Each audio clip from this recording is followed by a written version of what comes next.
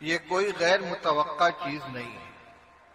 حضرت نبی اکرم صلی اللہ علیہ وسلم نے بہت پہلے اس کی پیشین گوئی فرما دی تھی کہ ایک وقت ایسا آئے گا جب دنیا کی ساری قومیں مسلمانوں کے خلاف اس طرح متحد ہو جائیں گی اور اس امت کو نقصان پہنچانے کے لیے، ان کو زخم دینے کے لیے، ان کو ٹھیس پہنچانے کے لیے، بلکہ ان کا وجود ختم کرنے کے لیے اپنے باہمی نظریاتی، مذہبی، سیاسی، سماجی اختلافات کے باوجود ایک مسئلے پہ سب متفق ہو جائیں گے کہ اسلام اور مسلمانوں کے خلاف ان کا ایجنڈا ایک ہوگا۔ یہ وقت آئے گا، اور آپ نے بڑی محسوس مثال دے کر سمجھایا کہ ایک وقت آئے گا کہ ساری قومیں مسلمانوں کے خلاف اس طرح ایک دوسرے کو دعوت دیں گی جس طرح دسترخوان پہ کھانے کے لیے کوئی جماعت بیٹھی ہو اور اپنے ساتھیوں کو آواز دیتے ہیں، آؤ یہ ڈش بہت لذیذ ہے، یہ سالن بہت عمدہ ہے، ذرا یہ بھی لے لو، ذرا یہ بھی چکھ لو۔ اس طرح مسلمانوں کو لقمہ تر بنانے کے لیے ساری کی ساری قومیں آپس میں ایک دوسرے کو دعوت دیں گی۔ یہ بات جب رسول اللہ صلی اللہ علیہ وسلم نے ارشاد فرمائی ہے، اس وقت مسلمان اگرچہ تعداد کے اعتبار سے بہت مختصر تھے، لیکن ان کا ایمان پہاڑ سے زیادہ مضبوط، اللہ کے اوپر ان کا بھروسہ، اللہ کے وعدوں پر بھروسہ، اور اسلام کے ایک ایک حکم پر عمل کرنے کے سلسلے میں ان کا جذبہ اتنا غیر متزلزل تھا، اور ان کی دھاک اس طرح بیٹھی ہوئی تھی کہ ان کے لیے یہ بات عجیب و غریب تھی، حیرت کی بات تھی کہ کیا ایسا بھی وقت آئے گا کہ مسلمانوں کے خلاف ساری قومیں متحد ہو جائیں گی؟ آخر اس کا سبب کیا ہوگا؟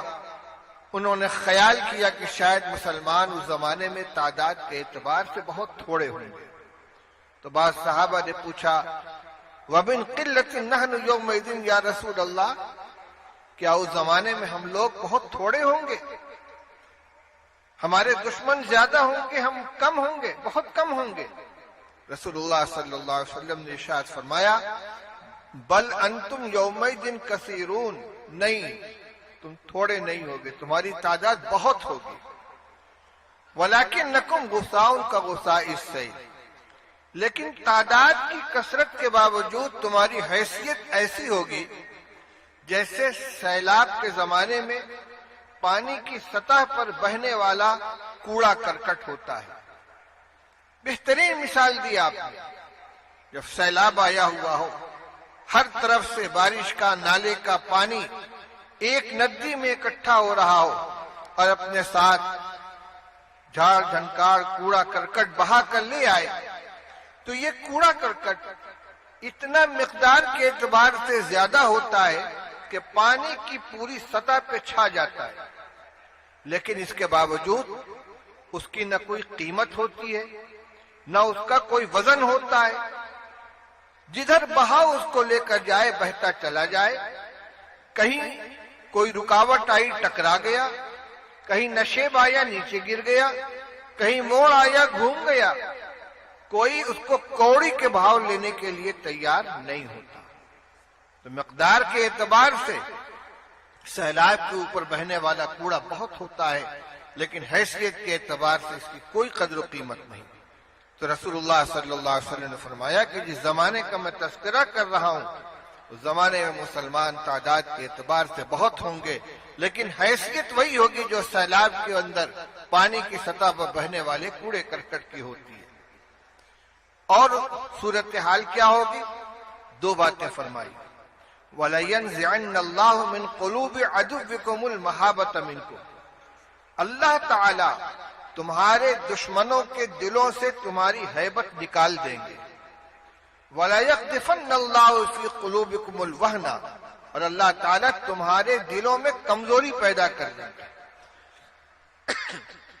رسول اللہ صلی اللہ علیہ وسلم نے ارشاد فرمایا ہے کہ بندوں کے دل اللہ تعالی کی 2 انگلیوں کے درمیان ہے، جدھر چاہیں اسے پھیر دیں، وہی دلوں میں قوت پیدا کرتے ہیں، وہی دلوں میں کمزوری لے آتے ہیں، وہی کسی کا روب ڈال دیتے ہیں اور وہی کسی کا روب نکال دیتے ہیں۔ فرمایا کہ بڑی تعداد میں مسلمان ہوں گے لیکن دشمنوں کے دلوں سے ان کی ہیبت نکل گئی ہوگی اور خود ان کے دلوں میں کمزوری پیدا ہو چکی ہوگی۔ اللہ تعالیٰ ان کے دلوں میں وہن ڈال دیں گے۔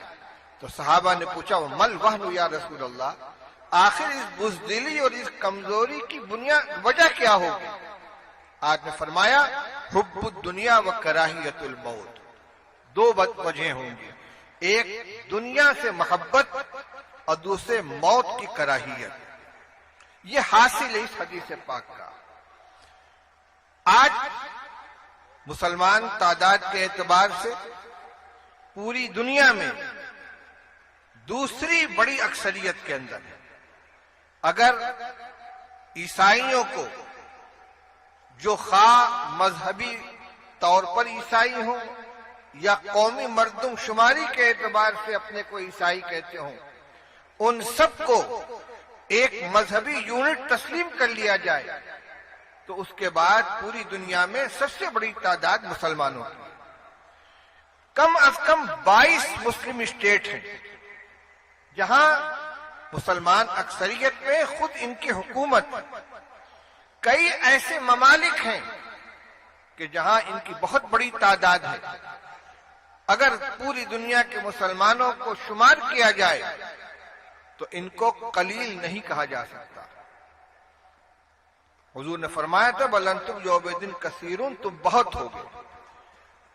آج کے جو حالات ہیں وہ بتا رہے ہیں کہ واقعی اتنی حکومتیں، اتنی تعداد ہے، دولت کے سرچشمے مسلمانوں کے پاس ہیں، پیٹرول کے کنویں ان کے پاس ہیں، دولت کی فراوانی ہے، عددی اکثریت ہے، لیکن آج پوری دنیا میں مسلمانوں کا کوئی وزن نہیں ہے، کوئی ان کی طاقت نہیں ہے۔ اس کی بنیاد کیا ہے؟ رسول اللہ صلی اللہ علیہ وسلم نے 2 باتیں ارشاد فرمائی ہیں، حقیقت میں وہی ہمارے لیے غور کرنے کی چیز ہے۔ 2 اسباب ہیں، ایک دنیا کی محبت اور دوسرے موت کی کراہیت۔ دنیا کی محبت کا مطلب کیا ہوا؟ 2 چیزیں ہیں۔ رسول اللہ صلی اللہ علیہ وسلم نے ارشاد فرمایا من احب دنیاہ اضر بآخرتہ ومن احب آخرتہ اضر بدنیاہ فآثروا ما يبقى على ما يفنى او كما قال رسول اللہ صلی اللہ علیہ وسلم۔